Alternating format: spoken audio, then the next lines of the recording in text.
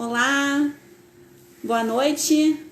Hoje a gente vai, aqui do Fertilitar, conversar um pouco sobre preservação da fertilidade. É um tema de muito interesse e um tema palpitante, porque a gente fala sobre isso porque as pessoas estão sobrevivendo ao câncer, porque as mulheres estão manejando de forma diferente a sua vida e conseguindo postergar a maternidade e por N fatores. Então eu vou convidar a minha colega a doutora Ariane para vir conversar agora um pouquinho com a gente também.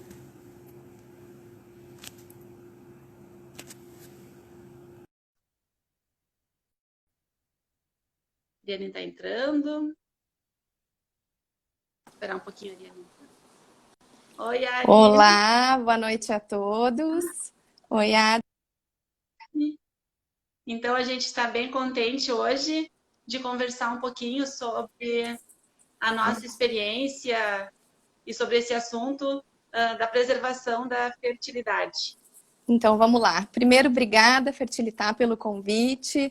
É uma honra poder participar desse bate-papo tão gostoso de um assunto que eu sou particularmente muito fã, não só pela técnica em si, mas pelas perspectivas que esse assunto de preservação da fertilidade pode trazer para os nossos pacientes. E vai ser complicado fazer essa live depois do Dr. Petraco e da doutora Mariângela, né? Vai ser uma responsabilidade e tanto conseguir manejar esse assunto depois de duas grandes feras. Mas então vamos lá, Adri. Bom, lembrando assim que a gente vai falar de preservação de fertilidade, mas também nunca esquecendo da prevenção da fertilidade. A fertilidade pode ser tanto preservada, quando a gente tem as indicações, que a gente vai conversar um pouquinho agora das indicações e das técnicas, mas também sempre lembrando que a gente também deve preservar a fertilidade,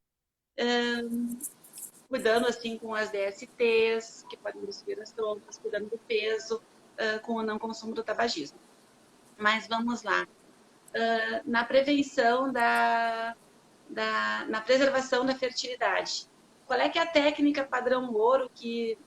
Existem várias técnicas, mas uma que mais se usa é a preservação, a criopreservação dos gametas. Tanto os óvulos quanto os espermatozoides. Os espermatozoides já há mais tempo, porque o espermatozoide é uma célula pequena, há mais tempo já se domina a técnica de congelamento. Já óvulos e mesmo a captação dos óvulos vai surgir com o advento das técnicas de reprodução assistida. O óvulo está dentro do ovário, então, assim, para a gente conseguir retirá-lo, a gente vai proceder como se fosse uma fertilização in vitro, só que não vai ter a inseminação dele. Né? Quando a gente vai captá-lo, vai congelar. E estão entrando algumas perguntas. Já a Ari quer falar um pouco sobre quando a gente indica essas técnicas de preservação da fertilidade. Então vamos lá. O termo preservação da fertilidade surgiu há mais de 34 anos atrás, quando se conseguiu congelar o primeiro óvulo através de uma técnica que na época foi chamada de congelamento lento, né? E a partir de então, essa técnica foi proposta para pacientes que tinham diagnóstico de câncer, e a ideia era se congelar os ossos das pacientes antes do tratamento químio, radioterápico ou cirúrgico, né? Então, a ideia do procedimento em si é preservar o potencial fértil antes de um tratamento que, por si só, destrói os folículos primordiais do ovário, né? O que a gente sabe é que tanto cirurgia, radioterapia, quimioterapia podem ser bastante nocivos para os folículos primordiais do ovário. E assim, essas pacientes, depois do tratamento oncológico, muitas vezes podem entrar numa falência ovariana precoce, né? Então, para evitar esse tipo de consequência negativa do tratamento oncológico, o congelamento de óvulos foi uma grande perspectiva para essas pacientes, né?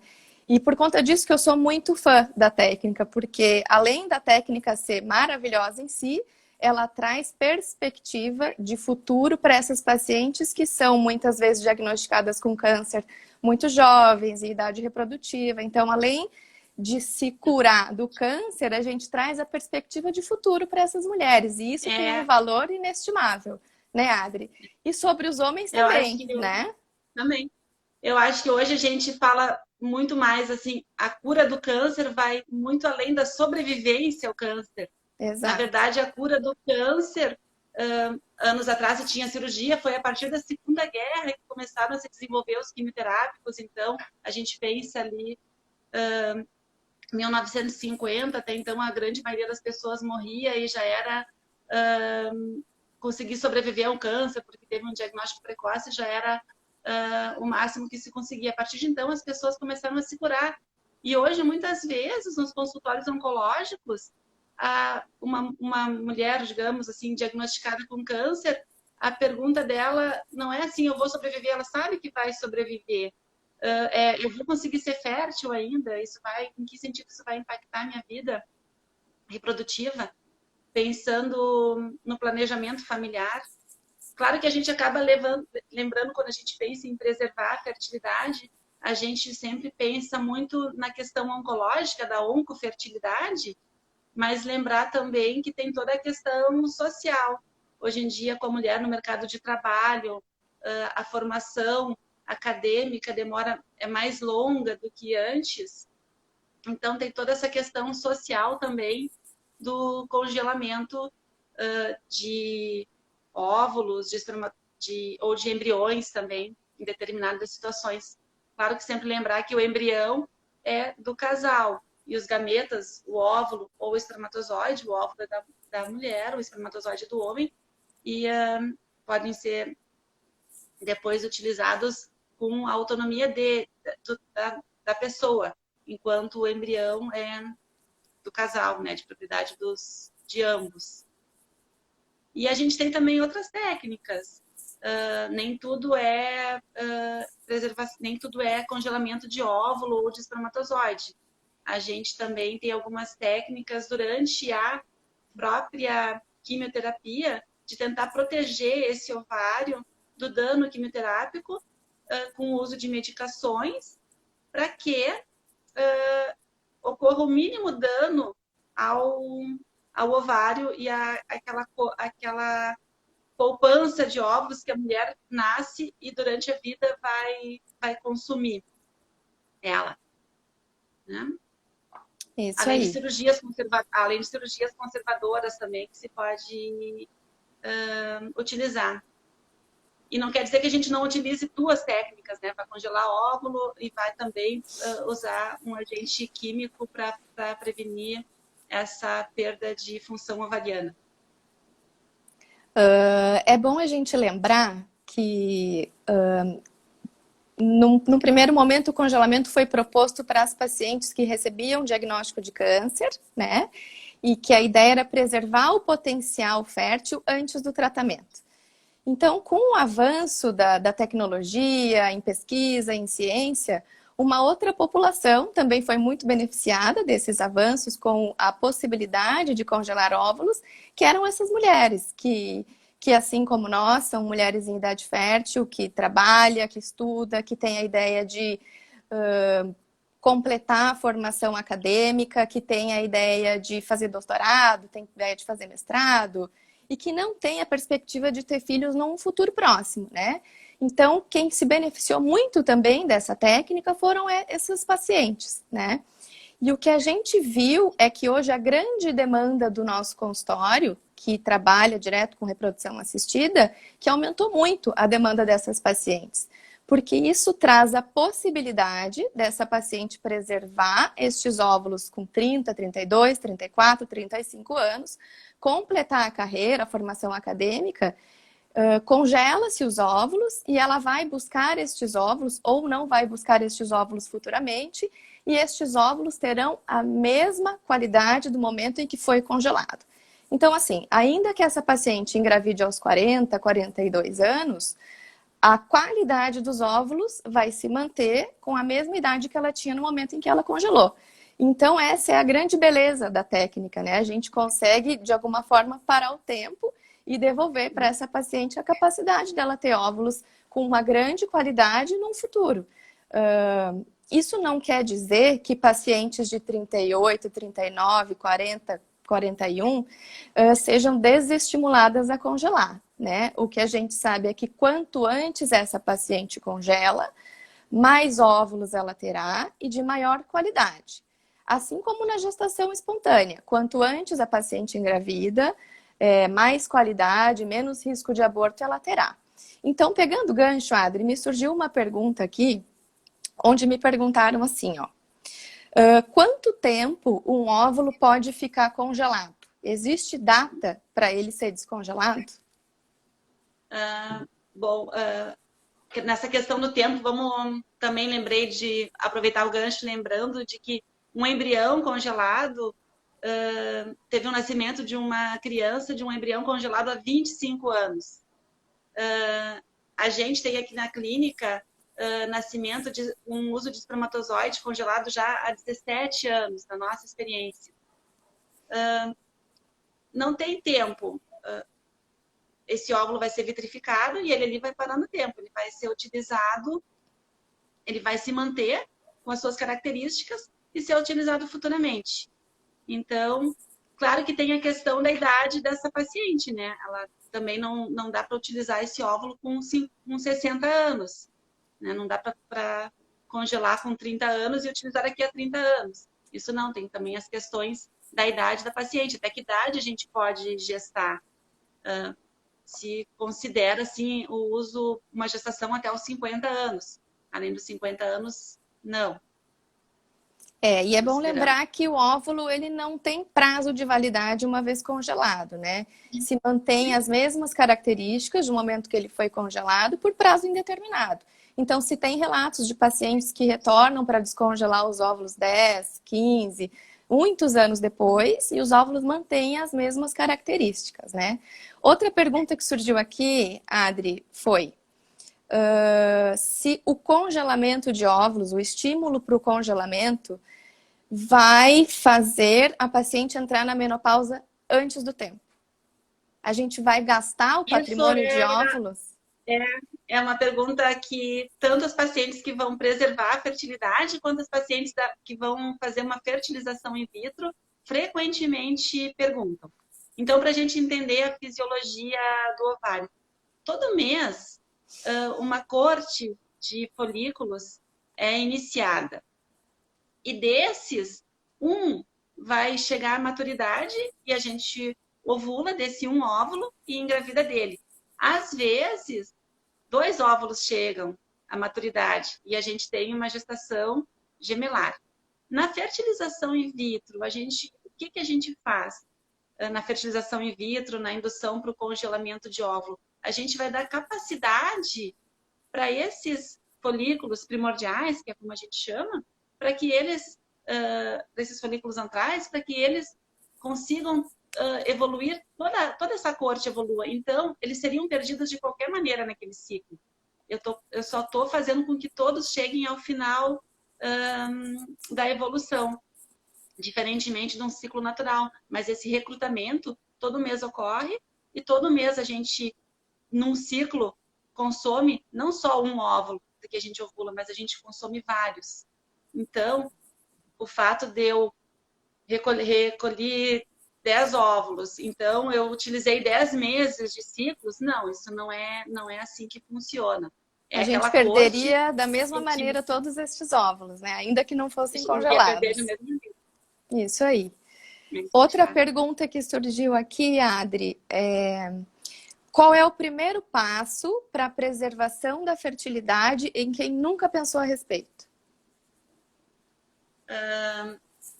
O primeiro passo é consultar numa clínica, fazer uma avaliação de saúde, ver como é que está a reserva ovariana, avaliar as questões médicas, que idade essa paciente tem, né? Então, é uma consulta médica e uma avaliação de saúde. Muitas vezes, nunca pensei a respeito, então a gente vai tentar avaliar a reserva ovariana. Como é que isso é feito? A gente pode fazer uma dosagem de hormônio antimileriano e depois a gente já vai aproveitar o gancho do hormônio antimileriano para conversar algumas outras coisas. A gente também faz a contagem de folículos antrais, que significa a gente fazer uma ecografia e avaliar como está a reserva ovariana através desse método de imagem. Então, a gente combina esses dois exames e a gente tem essa ideia de como essa paciente responder. Claro que tudo em medicina não é que nem matemática, não é 1 mais 1, mas a gente tem essa ideia de se essa paciente vai ter uma boa resposta ao estímulo ovariano. Agora, aproveitando também, a Ari chegou umas perguntas sobre o hormônio antimileriano. Se a paciente tem um hormônio antimileriano baixo, ela precisa congelar óvulos, ela deve se preocupar? Como avaliar esse hormônio antimileriano? Bom, o hormônio antimileriano, na maioria das vezes, ele é compatível com a idade da paciente. Então, de maneira geral, quanto mais nova a paciente, supostamente mais folículos antrais essa paciente tem no ovário, e assim, provavelmente maior o antimileriano. Com antimileriano baixo, numa paciente muito jovem, eu acho que a primeira coisa que a gente tem que saber é que se essa paciente pretende ter filhos em breve ou não, né? Se essa paciente não pretende ter filhos em breve, eu acho que é essencial que o ginecologista aborde com essa paciente as técnicas que existem para preservar, se ela pretende ter filhos, quando que ela vai pretender ter filhos, se tem ou não tem parceiro fixo, qual é a situação atual de vida que ela se encontra, e junto com a paciente decidir se eventualmente ela tem mais ou menos de 30 anos, se é possível congelar os óvulos ou não, né? O antimileriano baixo não é significado de que ela não vai conseguir engravidar e de que sim, ela tem um patrimônio de óvulos um pouco menor do que o que seria o esperado para a idade dela, tá? Mas isso não necessariamente quer dizer que ela vai ter dificuldades para engravidar. Bom, tendo um antimileriano baixo, é primordial que se discuta com o seu ginecologista de confiança, que eventualmente ela receba o aconselhamento reprodutivo, que seja enviada para uma clínica de reprodução para aconselhamento e junto com a equipe médica definir se o congelamento é ou não uma boa opção.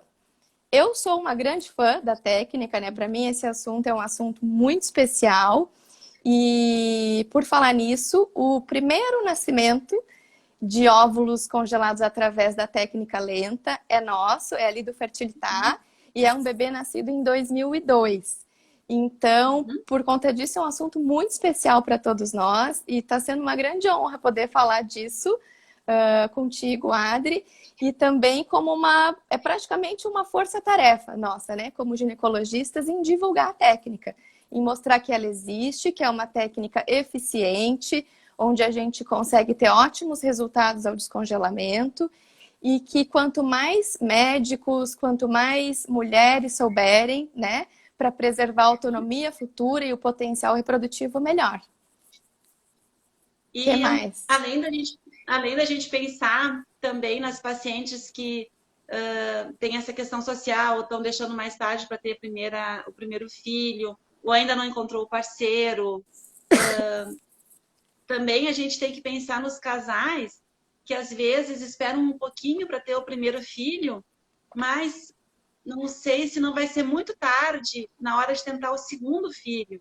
Então, muitas vezes, a gente também pode recorrer dessas técnicas para casais que são férteis.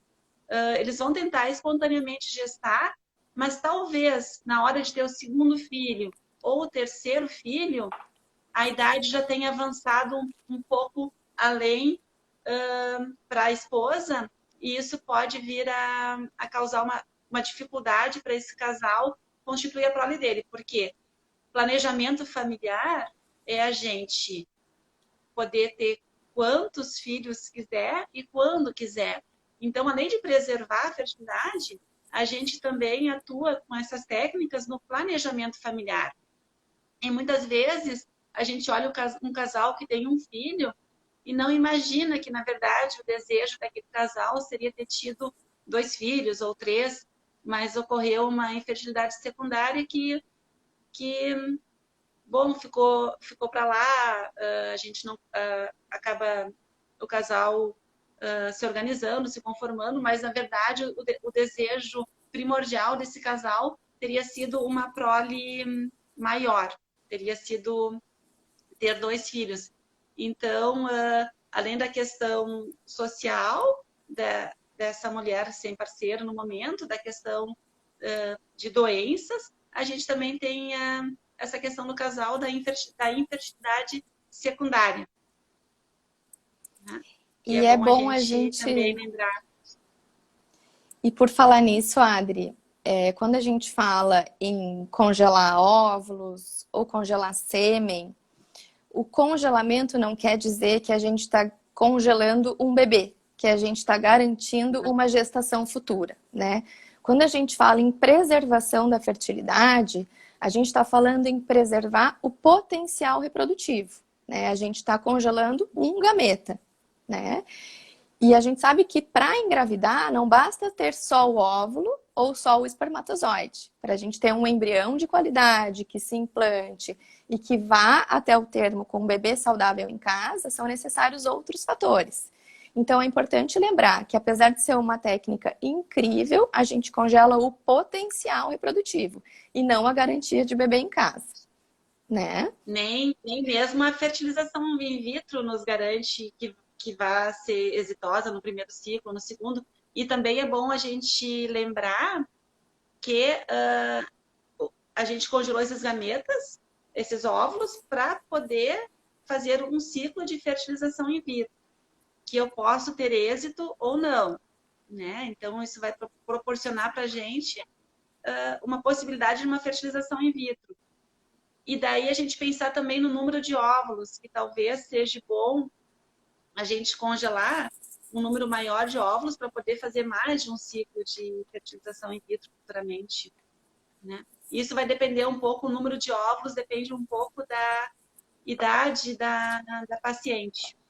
Né? Se eu tenho mais idade, é bom que eu tenha mais óvulos congelados, porque além da gente perder com a idade a quantidade de óvulos, a gente também impacta a qualidade. Então, o envelhecimento atua negativamente dessas duas maneiras, tanto na qualidade quanto na quantidade. Então, uma mulher mais jovem pode ter menos óvulos e ser bem-sucedida, enquanto que o mesmo número de óvulos numa paciente com mais idade não vai ser tão exitoso. Né? Exatamente. Chegou uma pergunta aqui, Adri, que diz assim, ó, qual é a melhor idade para a mulher ter o segundo bebê? A melhor idade para ter o segundo bebê. Na verdade, se a mulher está bem de saúde, além da idade, tem a questão da saúde. Eu sempre brinco, assim, eu prefiro uma paciente de 45 anos saudável do que uma paciente de 30 anos com alguma patologia mais severa. Eu vou ter mais problemas, essa gestação da paciente de 30 anos vai ser de mais alto risco do que da paciente com mais idade. Em geral, mas eu não entendi, essa pergunta a gente pode ler de duas situações. A idade de poder ter uma gestação, assim, estou muito velha para gestar, isso vai me acarretar um risco. Ou se eu já tive um bebê, então eu sou fértil e eu vou poder garantir mais tempo que eu vá ter meu segundo bebê. Isso não é assim, só é um casal que não vai enfrentar as dificuldades da infertilidade. Mas o envelhecimento independe do casal ser fértil ou não ser fértil. E daí Sim. chega no ponto da infertilidade secundária, né? Conseguiu ter o Sim. primeiro filho e o segundo filho não vai ter. A gente sabe que depois dos 35 anos a fertilidade cai e ela cai mais drasticamente depois dos 40 anos. Então não quer dizer que não vai se poder engravidar com 40 anos, mas vai ser mais difícil do que com 30. Além das questões que a gente tem que pensar também do aumento de risco de ter alguma síndrome, como a síndrome de Down. Então, com o envelhecimento, a gente também vai, com o avanço da idade, né, a gente também vai aumentando a chance de ter uma síndrome. Então, por isso, assim, sempre é bom gestar o quanto mais cedo for possível, O quanto né? antes. Mas não é que a gente não que a gente desencoraje filhos mais tarde. Especialmente se congelou estes óvulos e se preservou a qualidade destes óvulos antes Isso, de se ter uma perda importante na isso, qualidade, né? Então, quanto isso é muito antes, importante, melhor. né? Isso é muito importante, assim, não é... Então, uma paciente congelou óvulo, teve um filho e congelou óvulos para o segundo filho. E congelou antes dessa gestação. Quando ela for gestar com 40, a idade do óvulo continua lá naquele momento do congelamento. Então, o risco dela de ter alguma síndrome é da idade do óvulo, não da idade da paciente. É a idade do óvulo que rege isso e que comanda, né? Isso é muito bem colocado, Ari. E, então, a gente não deve confundir a idade da pessoa com a idade do momento que o óvulo foi congelado. Nessa questão de síndromes, né? Chegou uma outra pergunta aqui para mim. Supondo que eu congelei meus óvulos e decido não usá-los futuramente, posso doá-los para minha irmã?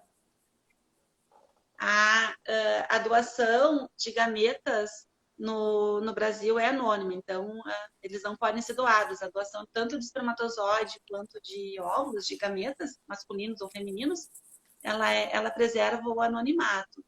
Então, eles não podem ser doados para familiar.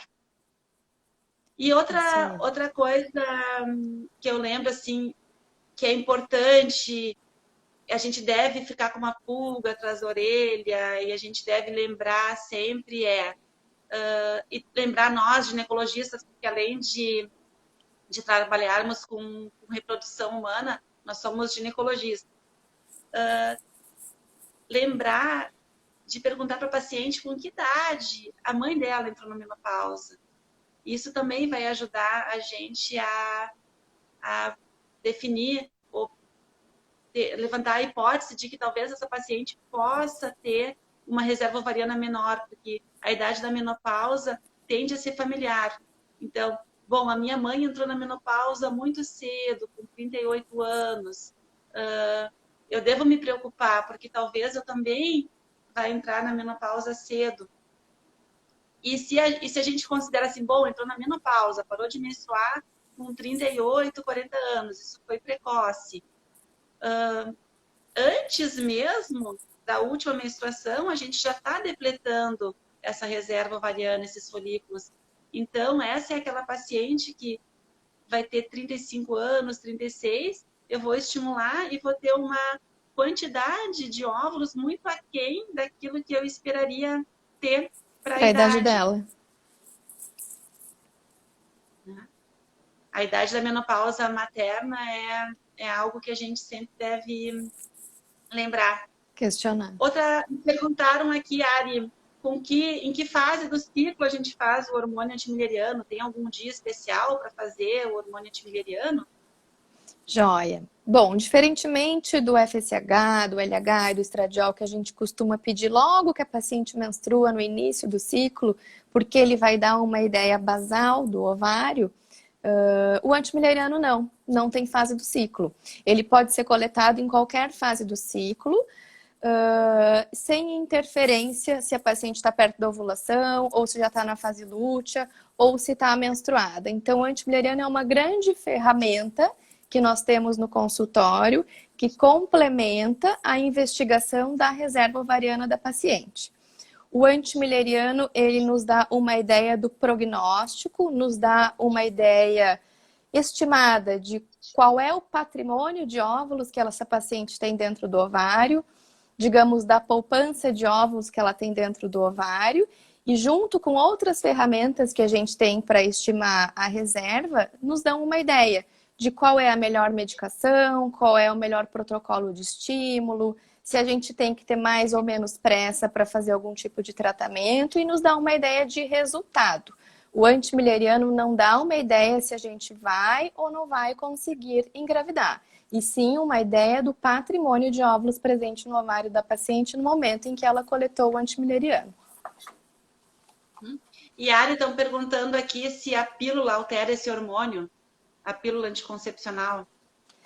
Isso é um assunto bastante polêmico, né? Existem estudos que dizem que não altera o resultado tomando pílula anticoncepcional, e existem outras escolas que sugerem que se pare a pílula por 1, 2 ciclos antes de coletar o antimileriano, mas o que a gente vê na prática é que dá para coletar o antimileriano e dosar o antimileriano mesmo na vigência do uso de pílula, que isso não vai trazer muita interferência no resultado final. E, Ari, quando um paciente muito jovem é acometido com câncer, uma menina antes de menstruar é acometida com câncer, o que a gente pode fazer por essa menina?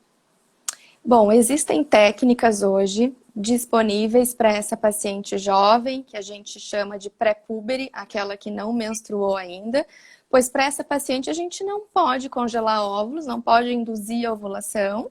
Então, para esse perfil especial de pacientes, existe a possibilidade de se fazer uma pequena cirurgia, se tirar um fragmento do parênquima do ovário e se congelar este pedacinho de tecido ovariano, né?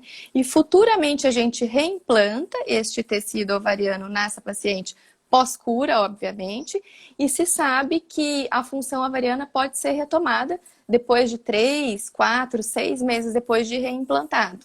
E assim a gente preserva tanto a função do ovário em termos hormonais, e muitas dessas pacientes retomam a função ovulatória, né? Então, para as pacientes pré-púberes, hoje o tratamento, ainda que experimental, o recomendado é que se congele um pedacinho do parênquima do ovário. Sendo que a gente já tem até nascimentos, né? Ainda que é uma técnica experimental. E outra pergunta que está chegando... eu devo tomar alguma vitamina antes de fazer o congelamento de óvulos? Bom, tanto para o congelamento, quanto para a fertilização, quanto para a gestação espontânea, quanto mais saudável está a paciente, quanto mais em dia com as revisões de saúde, melhor, né? Então, sempre antes de começar qualquer tratamento, a gente revisa as vitaminas, a gente normalmente recomenda um acompanhamento nutricional para manutenção do peso, para que essa paciente pare de fumar, para que essa paciente faça exercícios, e que muitas vezes a gente acaba também suplementando com antioxidantes, com coenzima, com vitamina D, com vitamina E, com complexo B, com ômega 3. Muitas vezes a gente acaba suplementando antes de fazer tanto fertilização quanto congelamento oocytário, para que a gente tenha o melhor resultado possível no estímulo que a gente vai fazer. Como é um tratamento que demanda grande investimento emocional, que vai depender de grande investimento financeiro, essa paciente vai ter que dispensar um tempo da sua vida para fazer esse tipo de procedimento. Quanto melhor o resultado que a gente obtiver no estímulo, melhor. Então, a gente tenta abordar tudo, né?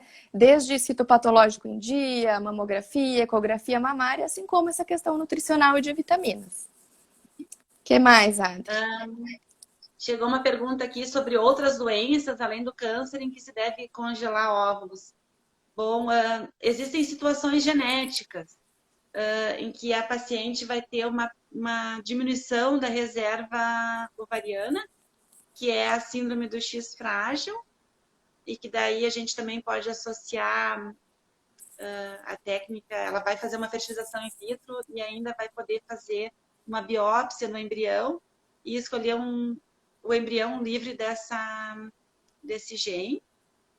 O que é o X frágil, assim, para deixar mais claro para o pessoal que está escutando. Uma mulher tem 2X, né? Quando a gente pensa lá na escola, a gente é 46XX e o homem é 46XY. Um X ele ganhou da mãe, um cromossoma X da mãe e um Y do pai. A mulher, como tem 2 cromossomas X,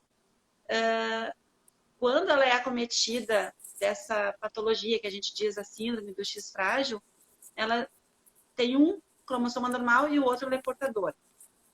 Quando ela transfere para os filhos, quando ela vai gestar e ter um filho menino, ela pode transferir um X normal ou um X com o gene afetado, né? Mas as portadoras do X frágil, ainda que não tenham a doença, elas têm uma reserva ovariana diminuída. Então, essas são pacientes que devem podem vir a congelar, porque além de preservar a fertilidade, já que a reserva é diminuída, elas também podem se beneficiar do diagnóstico pré-gestacional e na seleção de embriões. Existem pacientes com síndrome de Turner também, então nas síndromes genéticas. Essa é aquela mulher que tem um X e o outro X ela não tem. Algumas vezes nós somos mosaicos, uma linhagem de células está afetada, então ela tem essa característica, um ter um X e o outro não ter. Outras vezes, em forma de mosaico, metade das células são normais e metade afetada. Essas pacientes conseguem gestar, mas também tem uma reserva diminuída. Então, são situações genéticas, né? Doenças genéticas que podem levar à diminuição da reserva ovariana, então a gente deve orientar. Pacientes que operaram os ovários por endometriose, tiraram endometriomas, ou por outras situações, perderam um ovário, só tem um ovário, são pacientes também que têm, então, a reserva diminuída. Algumas vezes, algumas patologias vai ser necessário um tratamento similar ao de uma quimioterapia, ainda que não seja câncer, mas são tratamentos muito similares ao tratamento do câncer, que também vão afetar a reserva ovariana. Também são pacientes que devem pensar em preservar a fertilidade. Algumas situações, assim, além do câncer, né, que a gente pensa. Isso, então todo tratamento que vai ter o potencial de lesar os folículos primordiais do ovário, é importante que a gente saiba que existe a técnica e que é possível congelar óvulos, sim, mesmo que não tenha o diagnóstico de câncer, né? Então, como a Adri estava dizendo, endometriose, a presença de teratomas, grandes cistos no ovário, se vai fazer algum tratamento pélvico por uma infecção, é importante que a gente saiba que a técnica existe e que se discuta isso com a sua ginecologista ou ginecologista para saber se existe ou não a indicação do congelamento, né? Outra pergunta que me surgiu aqui, Adri, é se é possível engravidar naturalmente usando os óvulos congelados? Os óvulos congelados estão no laboratório.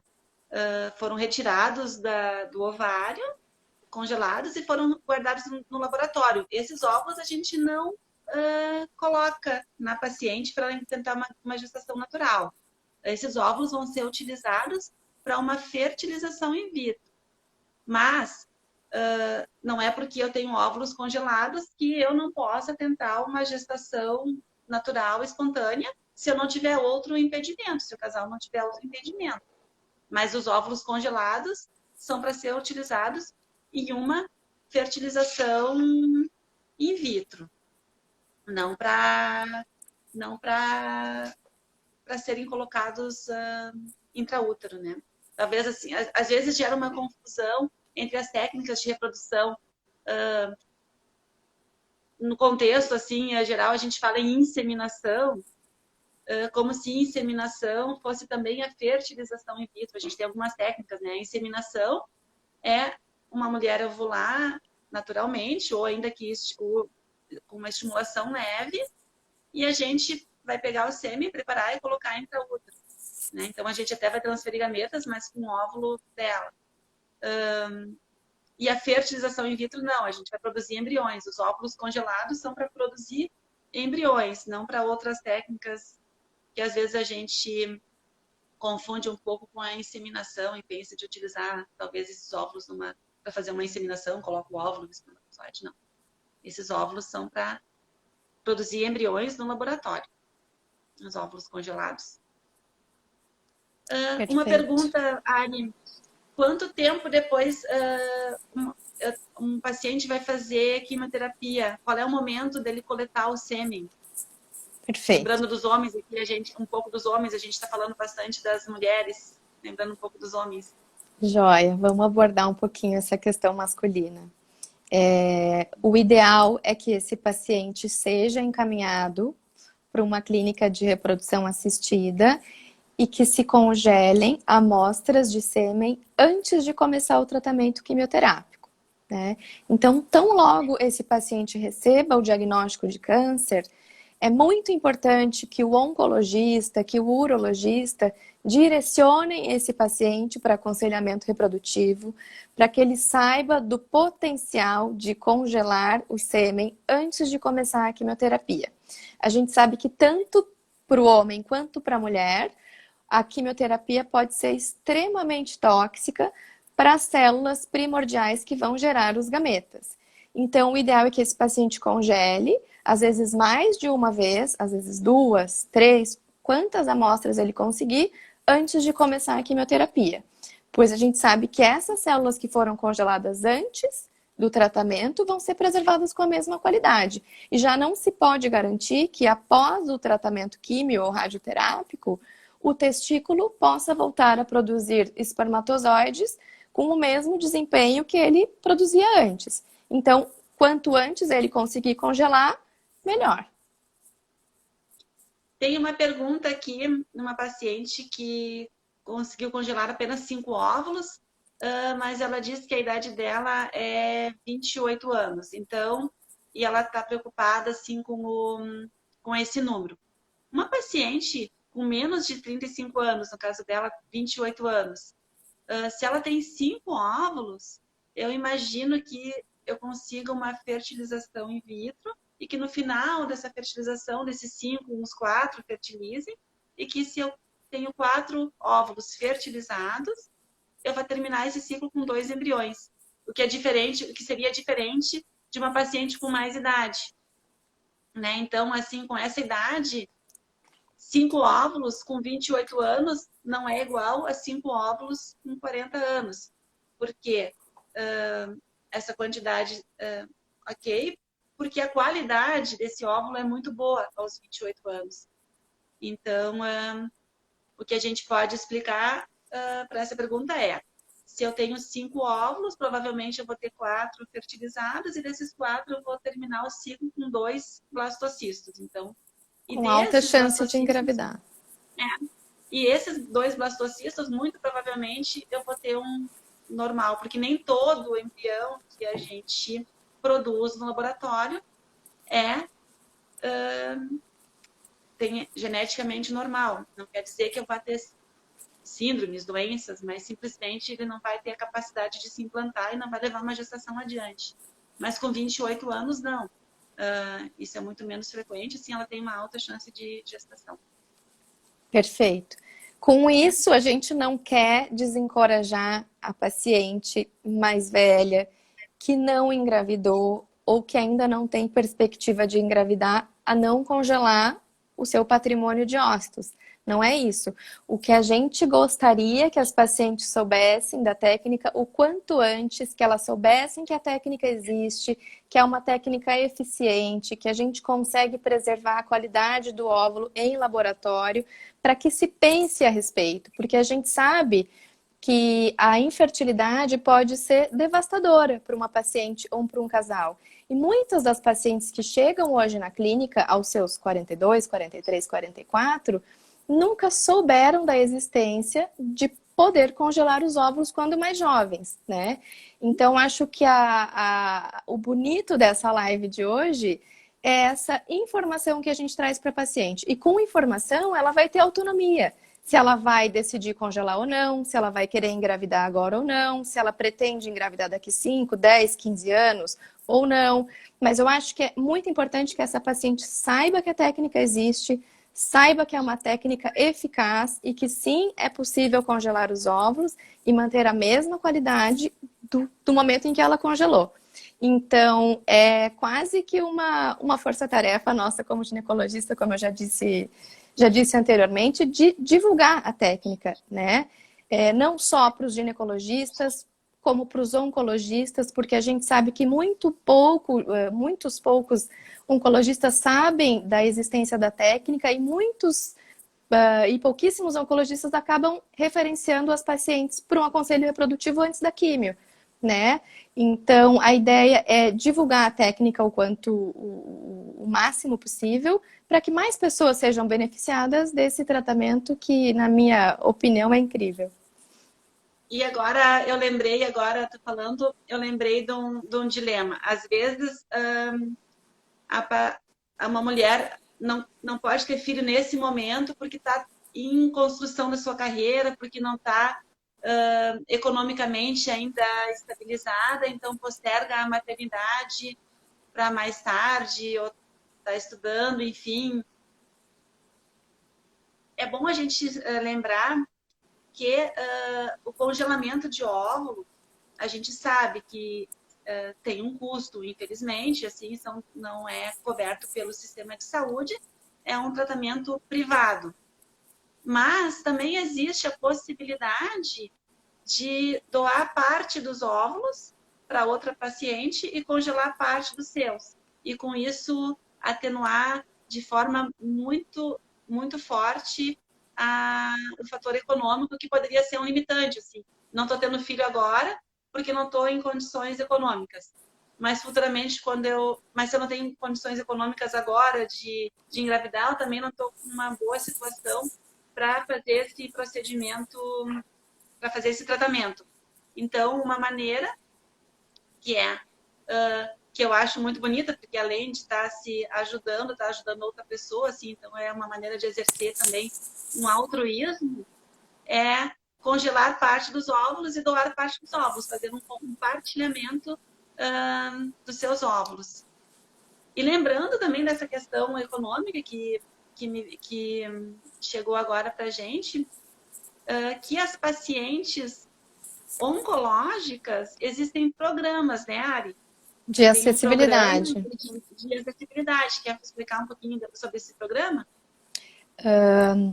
Então, para as pacientes que vêm encaminhadas para a clínica e que têm diagnóstico de câncer e que têm a intenção de congelar os óvulos antes do tratamento quimio-radioterápico, existem programas disponibilizados pela indústria farmacêutica em que se disponibilizam as medicações para essa paciente sem nenhum custo, para que ela consiga preservar o potencial, diminuindo muito o custo total que essa paciente terá. Então, assim, em termos de medicação, essa paciente não vai ter custo nenhum.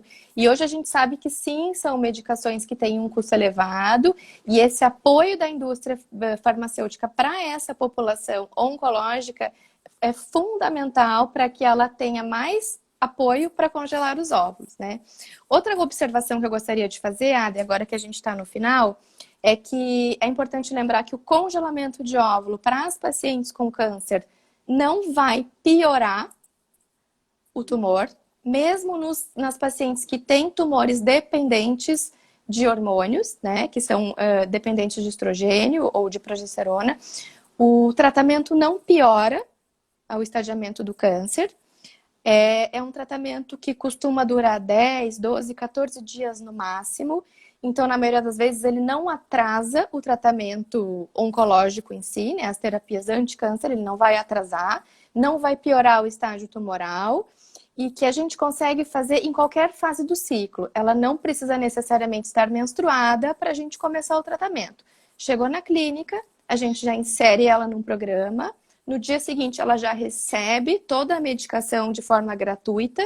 A gente já inicia o estímulo do ovário e em 10, 12, 14 dias no máximo, os óvulos já estão congelados e ela está liberada para continuar o tratamento quimio-radioterápico. Além do que, as pacientes, por exemplo, com câncer de mama, a gente ainda associa medicamentos para ter menos ação hormonal na mama, ainda que seja um período curto, que esse tratamento não impactaria. Além disso, são protocolos específicos para essa situação de tumores hormônio dependentes. Porque existem alguns tumores que não têm relação com a produção de hormônios, né? Mas o câncer de mama, que é bastante frequente, especialmente aqui no Rio Grande do Sul, tem. Então, tem todo um protocolo especial para essas pacientes, para proteger a mama durante esses dias que a gente vai utilizar a estimulação ovariana com o uso de hormônios, né? Então, e essa paciente, então, ela pode congelar os óvulos e ainda depois, durante a quimioterapia, fazer uso de medicações para proteger o ovário dela da ação do quimioterápico. Perfeito. O que é sempre bom lembrar que a fertilização, as técnicas de reprodução assistida nos ajudam, conseguem transpassar quase todas as barreiras, mas a barreira da idade ainda é difícil. Então, a idade é tão importante no êxito, no sucesso da fertilização assistida, que ainda mais se torna importante hoje a preservação dos óvulos, porque mesmo que eu esteja menstruando com 48 anos, vai ser, não se vai ter êxito na utilização de óvulos próprios numa idade tão avançada, né?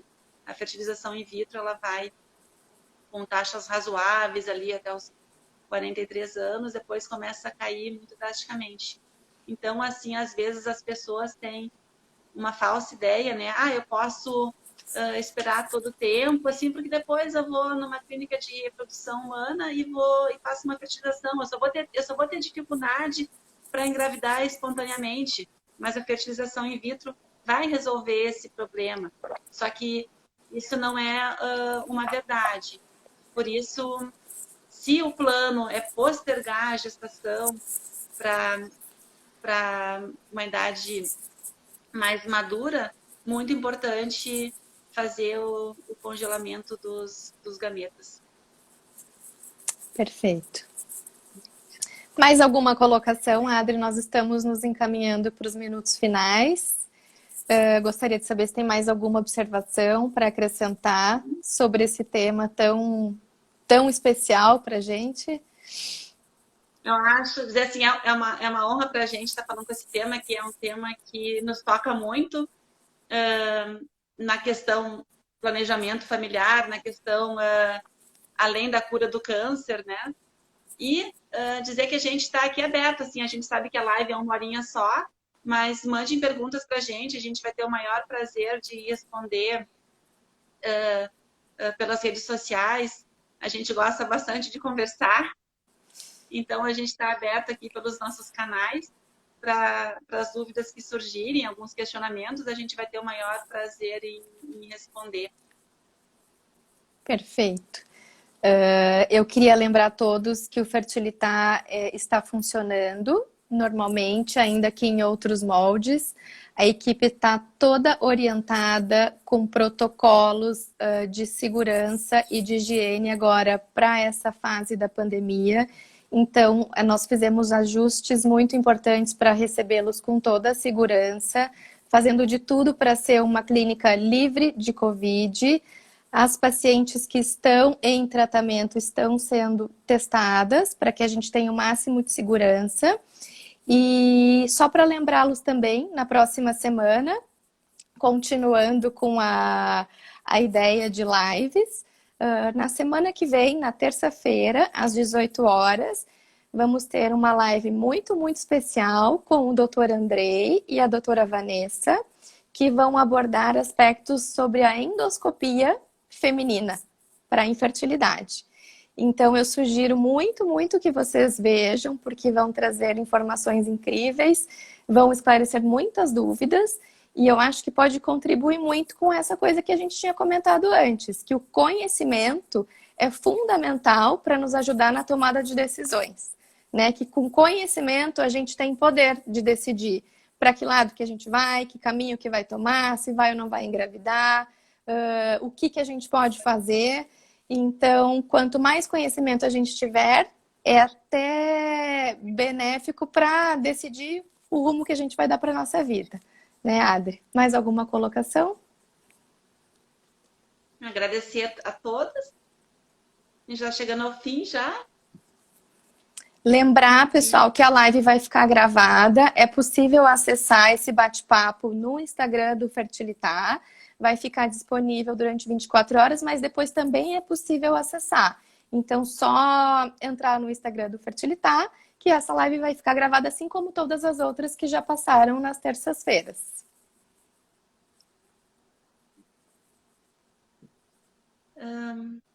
Alguma A pergunta gente final? também, lembrando também, né?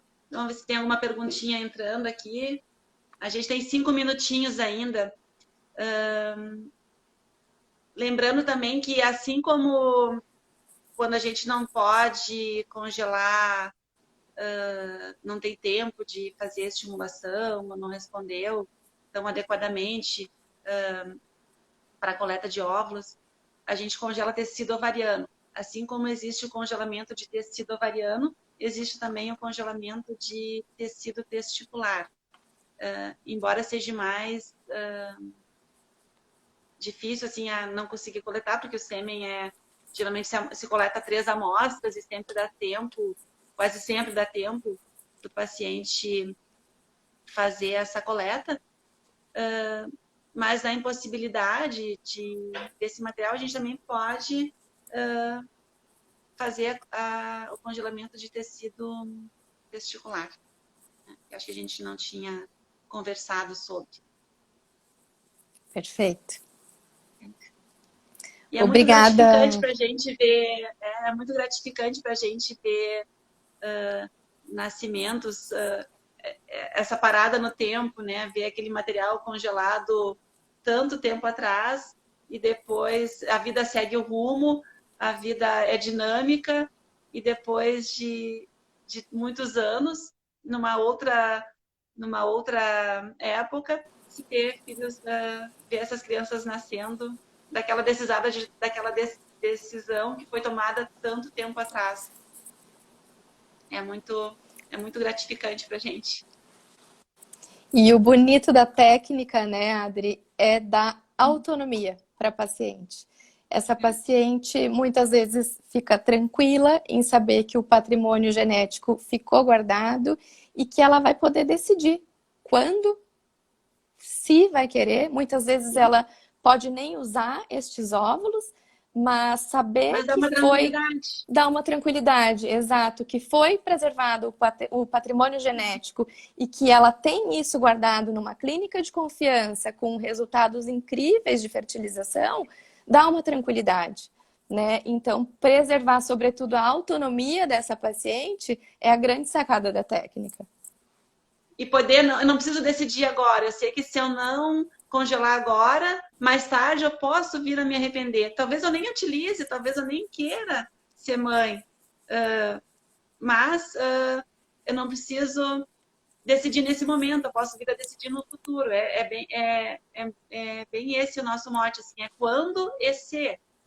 Não necessariamente que vai ter que utilizar, né? Isso, a doutora Mariângela me disse que é como se fosse um seguro de vida, né? Que é melhor que a gente não use. Mas se eventualmente for necessário, tá lá feito o teu seguro de vida.